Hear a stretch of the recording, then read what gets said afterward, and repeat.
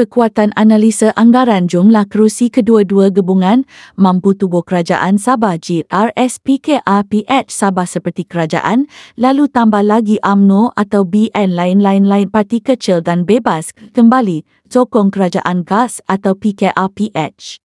Gabungan ini punya kuasa dan dana jentera pengaruh besar di Malaysia. Rakyat biasa tidak mampu lakukan sesuatu bersama Parti Pembangkang Lokal Parti tanpa kekuatan dana jentera Parti Rakyat Sabah lemah berpecah belah, tidak seperti Sarawak Bersatu pemimpin dan rakyatnya.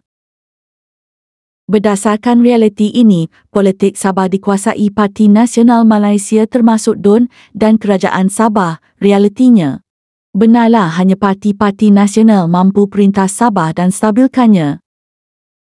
Pikir-pikirkannya wahai rakyat Sabah, jangan lupa like, share, komen, subscribe.